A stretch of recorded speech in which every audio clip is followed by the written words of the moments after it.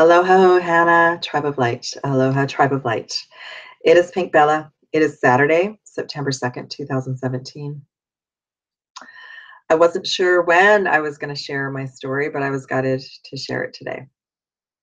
So for those of you who've been following me for a while, enjoy the video. For those of you who've just found me, welcome to my YouTube channel. So yes, I have many labels that I share with you, and that's part of your activation. That's part of your remembering, because that's how it works, and that's how it worked for me. So when I share things like I'm a blue ray and a twin flame and a quantum healer and Usui Reiki master, and I share things about Atlantis and Lemuria and sacred geometry and twin flames and 1111 and 1212. They're all activations. And same with 144,144. It's an activation. And what is an activation? An activation is a code to help us remember who we are and why we came. And for many of us, it's been a very slow process because that's what we agreed to. We agreed as twin flames, as light workers, as starseeds to forget. We agreed, we heard the call. Earth needed our help. We agreed to come from many galaxies and universes far away, some close, some farther. We agreed to come and be human and forget everything and have a memory wipe, a template wipe, so we could participate in this third dimensional lower vibration reality, so we could participate and be in these human bodies and be human. But now many of us, including myself, are hearing the call. It's time to remember that we are twin flames, but many of us are starseeds. And I'm going to share with you my story, which I never thought I would share on video, but I've been guided that it's time. That many of you are resonating now with the word starseed, and that many of you remember being a starseed.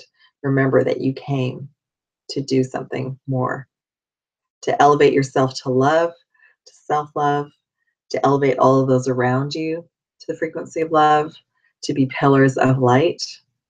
But now it's time for our consciousness to expand beyond the 7 chakra system to the 12th chakra, galactic consciousness, to help us connect directly to source and to our higher selves, and to remember more of who we are and why we came. So I'm calling this video today Starseeds Remember. And if you notice, I haven't even put anything in there about twin flames. There'll still be a twin flame component to this message, but this is a very personal part of my journey that started from the beginning, of course. Started before I even met my twin flame. It started when I arrived and forgot everything, except I remembered some of it along the way. Some of you might remember beautiful experiences when you were very young as a child and you got shut down. Some shut down too by the family, and of course, because we went, being on this planet, there's a great deal of fear in ourselves and around us to not share our intuitive gifts. But also, my understanding is we were also shut down by our galactic families, our guides, our star family of light that works with us, with many of us, because so we could handle being in this reality. Because otherwise, as soon as you would have a lucid moment, you would remember being a starseed, and remember that this planet can be although very beautiful, can be very challenging to be on, and that you would want to go home.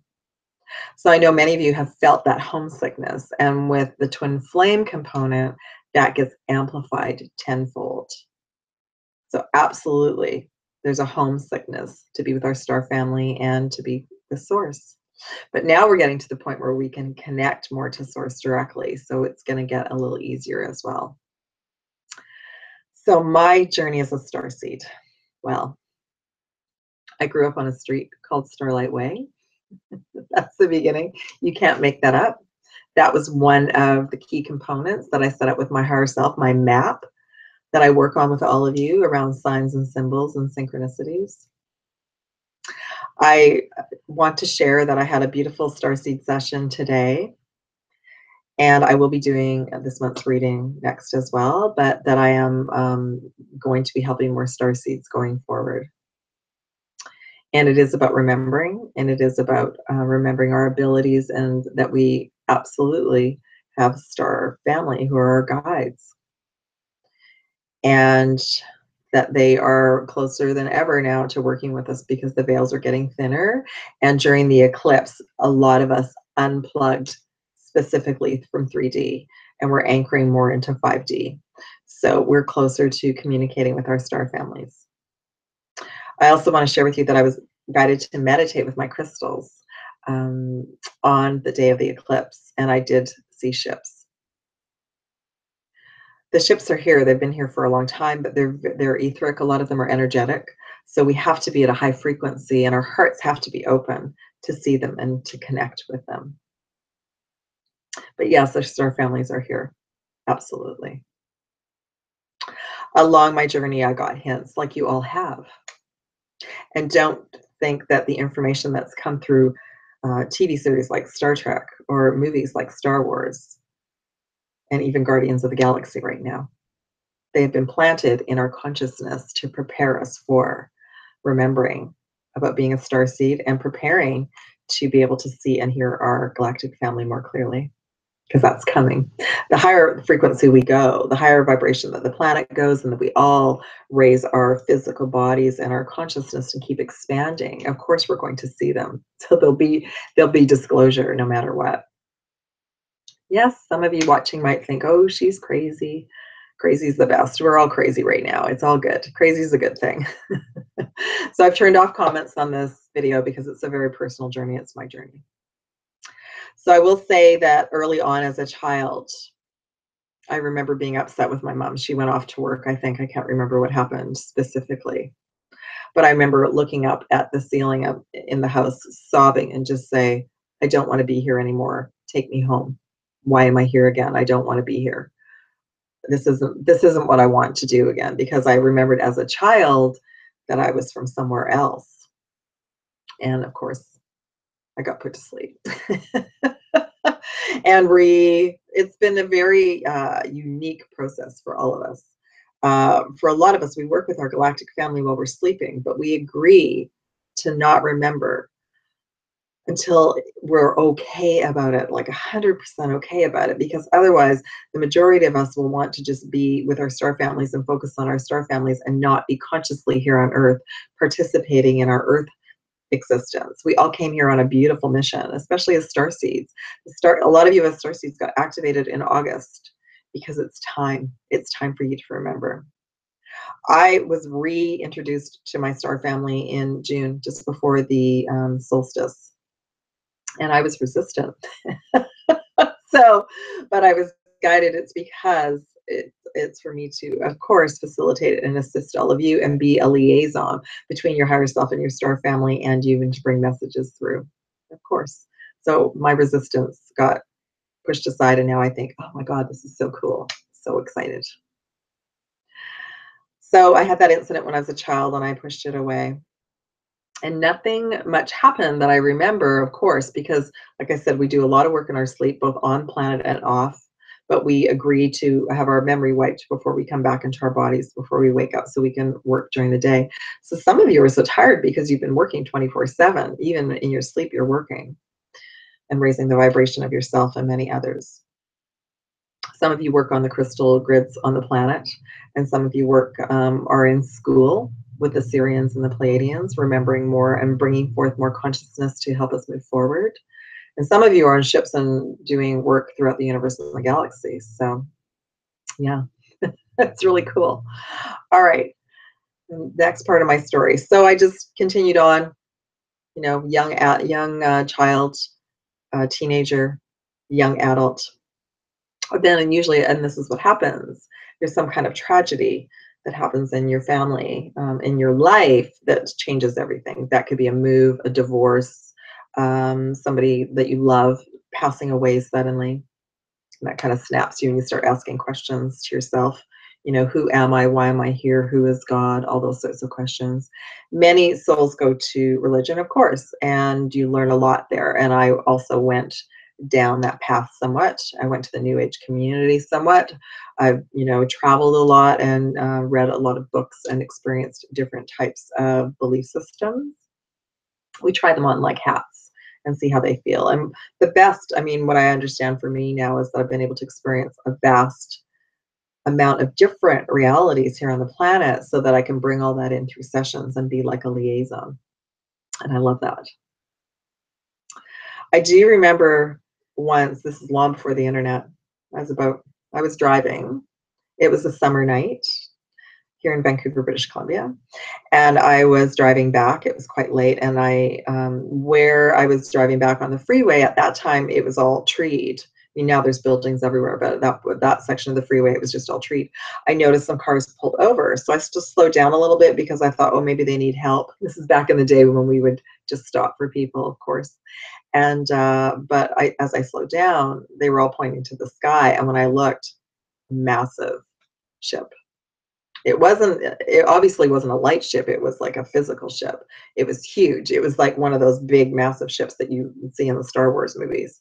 And I just looked at it and my mouth is open. Of course, no camera, beyond electronics. But I did see a whole bunch of people like standing, pointing, and I looked at them. I was just like, and of course I was driving and I was like, oh my God, that was so cool. So of course I listened on the radio the next day to see if anybody had, phoned in or if it was in the newspaper. Nothing. But this was the beginning of a lot of souls on the planet to, see ships and start to remember. Tons of information about ships now on YouTube. You can Google and watch to your heart's content because our cameras and there's just more sightings and everyone can take videos and share at any time. So that's an amazing thing right now. So I feel the majority of us know that we're not alone in the universe and the galaxy anymore, and we know that we have galactic family of light working with us, and that it's very accepted now. There's many people on YouTube that have been sharing this long before me, but I was just guided with my subscribers and with all of you beautiful beings out there that those of you are Starseeds, you may want to connect with someone like me to share your story. Okay, so that was I was about 18. So I'm going to fast forward to 1987 when I lost my stepfather. Suddenly, he was on holiday with my mom, and he transitioned really quickly. And that was very, very sad, a really hard time for all of us, but it got me questioning again, who am I? Why am I here? At this point, there were some people that had written books, and one soul that really helped me at that time was Shirley MacLaine, and she wrote a lot about her experiences with reincarnation and questioning everything and seeing ships Machu Picchu. And she wrote about that on a limb, and that really helped me. It helped me confirm what I'd already felt, known, seen in dreams, and seen myself. So I felt like, oh, it's not just me. I haven't been imagining things. And then the way my stepfather transitioned, he would come back and speak to me in dreams. And I started to notice synchronicities and numbers and sacred geometry. And then I myself went to Australia because I wanted to experience what he had experienced. I went in 1988, and that started to open me up and helped me remember more. He would come and visit me in dreams while I was traveling there as well. And that set up an opportunity for me to go back to Australia in 1994, which I did. I don't recall any star family situations that I remember between 1988 and 1984. But 1992, I had an opportunity to apply for immigration status in Australia. And everyone said to me, oh, it'll never happen. It'll take years. But something inside of me said, you have to go. So I pulled all the paperwork together, scraped together the money for the visa, put my paperwork and everything in. I got approved in 2 weeks. I didn't know what to do. I wasn't ready. I was expecting it to be a year, but I knew everything was being divinely orchestrated. Part of me knew it was already being set up. And so I had family at that point living there. So I did manage to get an airfare and go down and just activate my visa. My visa was good for a couple of years. So I came back to Canada and I planned going for another year. I got a contract job and I planned where I was going to go and what I was going to do. As I was pulling this all together, I kept getting inspiration. you know, go to Europe first, and then why not go down through Egypt and go to Africa, which I've always wanted to go to Africa ever since I watched Born Free. And originally I was going to work with just the animals, and I thought I was going to live in Africa. So Africa had called me as well. So I went through Africa, and then I went and lived in Australia from 1994 to 1995. I thought that's what I was doing. So I was being guided to work with animals. I've been working at a wildlife shelter here in Vancouver for a year, volunteering, and I've been studying and learning, you know, remembering about healing, all sorts of things, not knowing that it was to do with my spiritual awakening, for me to remember that I was a light worker and a starseed. So I did. I went through Europe with some friends, and then I went to Egypt and the pyramids, which I always wanted to go to. And at that point, I was already into crystals because I was wearing a rose quartz pendant. I remember that. And everything was set up so that I actually met a healer who, by day, took tourists and everything to the pyramids and had a shop in Giza. And then, of course, when he would meet other light workers and starseeds, he would communicate with us. So he knew right away who I was. So he arranged for me to come back and just have a private visit with him at his shop, and we did, and we had tea, and he started activating me to help me remember. So we arranged that I would come back and have a meditation at the Sphinx, and I thought that was really cool. I was like, yeah, this is so cool. So of course I've shared a little bit of the story with all of you, but basically what happened now, what I realized what happened was I had a massive download when I had the meditation at the Sphinx. I picked up codes from the Sphinx that were for me. There were parts of me that's why it was all set up so easily. That I also left activation codes at the Sphinx for others to come. That it's been given to me that I was a gatekeeper. That came through a session with a client. I had no idea. So that just came through in the last few months. And it makes sense now. That's why there was such a connection. I've always had a connection to the pyramid and the Sphinx. Even when I was a child growing up, if I saw pictures of it, I just radiated to it and with it. And then, of course, because this had happened, I needed more information. So that happened. What did that mean? It completely shifted me. So on my journey through Africa after that, I didn't know. I felt like I was completely displaced. And I feel like some of you have been feeling that since the eclipse as well, because I had basically every atom and DNA strand and code that could be activated that I could physically house did. It felt like I had a walk-in, a new version of myself came in. By the time I arrived in Australia, changed my diet. I became vegan for a year and then vegetarian after that. And then I ended up having to bring fish back into my diet for a while as well. But I also started to remember about crystals, about my Atlantean crystal in Australia, as meditating, yoga, everything changed. I remembered about healing. I wanted to study Reiki, still wanted to work with the animals. And I feel like that's coming. I feel that that's actually, I'm going to be adding that to my website too, to be offering sessions for your animals as well. So again, I was in Australia for a certain period of time, but after I received all this information, my higher self started saying, you need to go back to Egypt. And I was like, by that point, I was ready. Like I was ready to go back because I thought, well, I can go back and go back to Canada via Egypt, of course. There was something still at the pyramids in Egypt for me. So I did. I wrapped up everything in Australia. I completed what I thought I was going to do in Australia was live there and work in IT and, you know, continue on a different life. And what I realized was it was a place I needed to go to be away from my family and my belief systems to become who I really needed to be, to help to prepare for all of you. When I went back to Egypt, I booked a month, and basically every day I took my crystals and I went and sat at the pyramids and I meditated and just got more information. And that was when I started looking back on it, that I should have known that there was a connection, because I remember even talking to my guides at the pyramids, and this was new to me. And I remember talking about the ships, like when would the ships land? And that sort of thing. And I just heard will be a while. There's too much fear still on the planet. So this was 1995. So I came back to Canada. Oh, another component, I connected with that healer again. One, he wasn't allowed to work on me. He tried, and he just, at one point during the healing, said, I can't, I'm not allowed to touch your energy centers. So I knew something had changed. The other thing is he gave me a book, which I don't have on me, but I will definitely show it in a video. It was a channeled book about Atlantis and Lemuria, and the author was from Mount Shasta. And he gave me some music that was about Atlantis, and it was by an artist in Canada. And when I listened to that music and I read that book, I just sobbed and sobbed and sobbed, because it also had memories of Lemuria and Atlantis, and that also had been activated within me and downloaded within me. So I knew when I was crying so much that, you know, I had been there and had experienced what this book was sharing about. Then I came back to Canada completely lost. And I know a lot of you can relate to this, because that's how you've been feeling since the eclipse. Some of you have felt like this since you've been here on the planet. And I wandered around. Well, I came back in 95. I wandered around really until 1997, till around this time, still lost.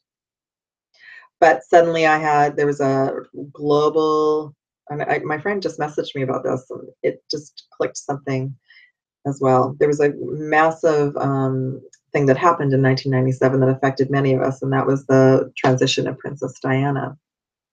And that woke something up in all of us as well. Like globally, there was just so much sadness that was released, and we were, you know, she had touched so many of us because we knew her. And anyway, that connected me to another beautiful friend of mine in England. She had been in London during everything that had happened. And then she contacted me and said, you know, I want to come back to Canada. Can I come and stay with you for 3 weeks? And I said, yeah, please do. I was so happy to have a friend come and stay with me. So she's very intuitive, she was into tarot and runes, and we talked about intuition, and it was awesome. I got my first deck of tarot cards then, and she got me comfortable with oracle cards and messages and all of that. So it released the fear around that. And then when she left, then I got up the nerve. I was being guided to go and have a reading with somebody. So this is that would have been 1997. And when I went, of course, I got guided to go to the right person. Again, internet was just starting, so I didn't look up somebody online. I just wandered around. There was a market. I was near a market by the water. I was guided to the right person.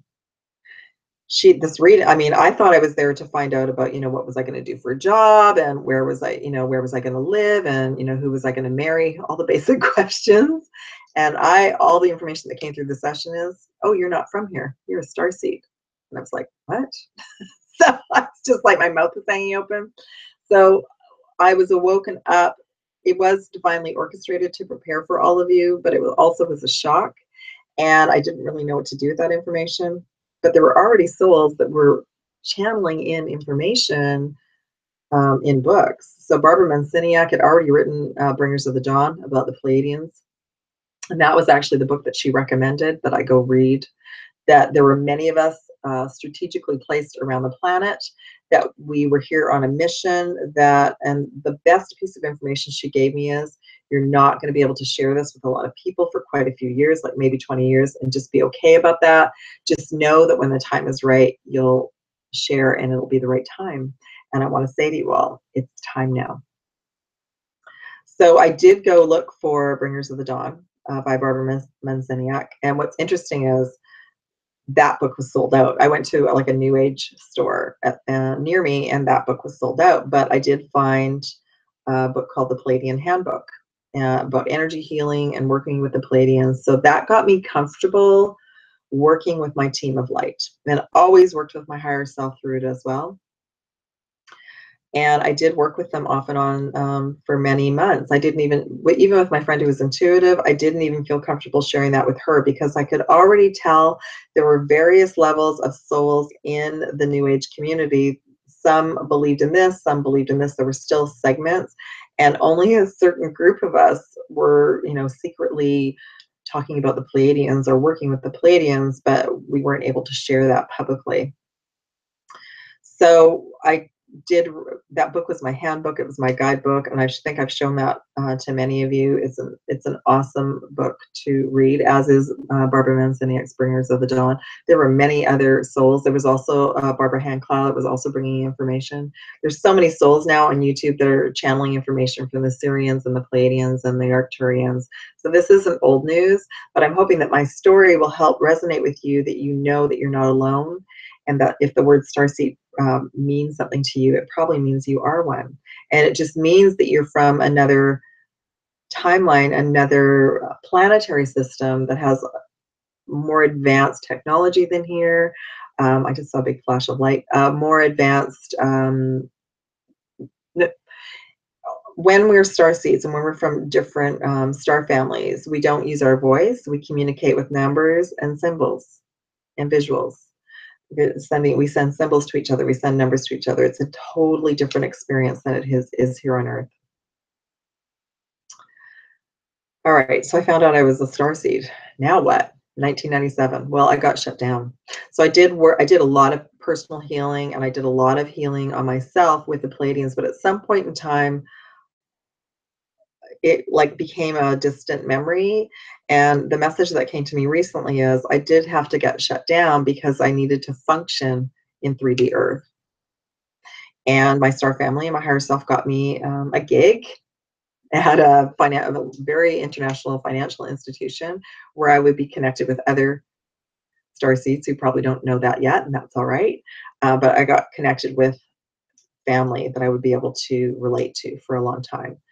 So I was undercover during the day. I was an IT project manager, liaison, support tech, and at night, around weekends, I would read my Reiki books and remember about crystals, and just kept working away at it, working away at it.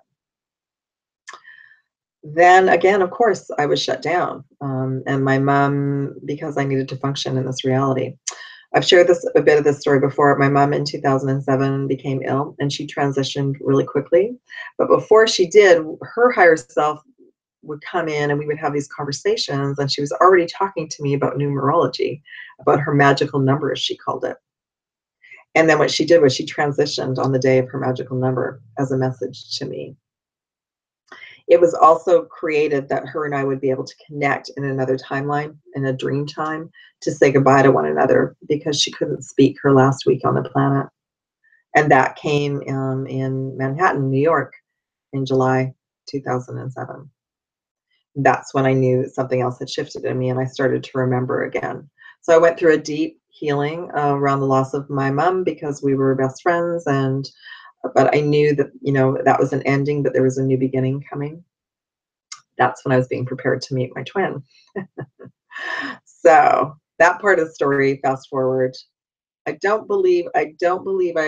just processing. I didn't like immediately go back to working with my star family. I always enjoyed Star Trek. I always enjoyed Star Wars, but I had been shut down enough that I never put two and two together again. I didn't know that being a starseed would be important. I didn't know that I would be helping all of you until recently. My twin flame connection and activation in 2010 helped me remember about my healing abilities, helped me remember about crystals, helped me want to become a Reiki master and become more of who I needed to be. And what's interesting is my twin would often send me little videos on YouTube about the Pleiadians. Still wasn't cluing in. I just thought, oh yeah, the Pleiadians, cool. And that helped me to start remember too. That was 2011. So off and on, because of course I've been on the twin flame journey since 2010, and been working on my healing practice and helping all of you and helping people in person. And finally last year I was guided to just focus on online clients as well, and working through the different layers of the twin flame journey to assist all of you. So the summer solstice this year, I was given the information that we were all graduating to another level of our consciousness, and that I was going to be helping more starseeds. And I was like, well, that sounds cool, but it sounds kind of crazy. I don't know if I really want to do that. I was already arguing with my higher self, which is the exact same conversation I'd had this time last year with my higher self about helping twin flames. And I was given the information, no, it's time. you need to remember more again. It's time, because you're going to be helping starseeds, because more starseeds are going to be awakening and needing to know who they are and why they came. I was like, okay. So it was around the weekend, it was the weekend of the summer solstice this year that energetically I had all of this energy stuck in my lower back, where I had to cancel all of my outings that weekend, ice pack and ibuprofen, and all I could do was listen in between the pain, listen to some videos on YouTube, but not twin flame videos. Videos that were coming to me were about remembering to be a starseed, about the Pleiadians, about Sirians, because they would just end up in my recommended videos, and I would start listening and watching to them. Magenta Pixie has been in and out of my reality the last couple of years. She started to make an appearance again in December this last year, and her videos have really been helping myself and many of you. Lisa Transcendence Brown, Rose Faraci, whole bunch of beautiful souls in my reality are also starseeds. There's some twin flames that bring in light language as well. And it's because it's helping everybody wake up and remember more. So yes, I am again working with my Pleiadian guides and my Sirian guides of light. My higher self is always involved. And my understanding is they as well are working with me to help me remember more, to help you remember more. So many of us have had lifetimes or interactions or timelines with the Pleiadians, with the Sirians, with the Lyrans, with the Arcturians, with the Andromedans, some on Orion, some on Mars, some on Venus, some on in galaxies and universes not close by. And we're being allowed now to remember more. We've been working enough on our energy field and our chakra system to allow us to remember more, to bring more forward. So it's just part of our consciousness, our expansion. It's to know that, and we aren't alone. We never have been alone, but we were on a planet that was quarantined from believing that for the longest time. So yes, there has been a big shift, and the shift will continue, and it's going to get better and better and more exciting. So those of you who are starseeds and feel like you need to reach out to someone and or work with someone, now you know my story. Maybe it resonates with you, and you know you can contact me as well. Because I do offer sessions to help you too on your journey. Now, I did mention, and this will be in the reading, the monthly reading, part of the 12th chakra system, the 11th chakra is the intergalactic chakra. I've always balanced all of the 12 chakras with those of you who called to work with me since the beginning, but the information around the 11th chakra wasn't so crystal clear until recently, because many of you who are starseeds, that chakra has been activated, and that's the 11th chakra is your intergalactic chakra, and that's to help you connect to your star family and your starseed origin. And as a starseed, you may very well be a twin flame too. And you may, as a starseed, have a starseed mission as well, like we all do. So I think I've shared enough for today. I'm sure more is going to come through, but I just wanted to share my story, and hopefully that will help you. Some of you feel like, oh, it's not just me. I know that I came here to do more. I know that I am connected to the star systems, because you are. All right, beautiful family, I'm going to take a break and do the monthly reading for September, the monthly energy reading. Lots of love and aloha, and have a beautiful weekend. Take care, everyone. Bye.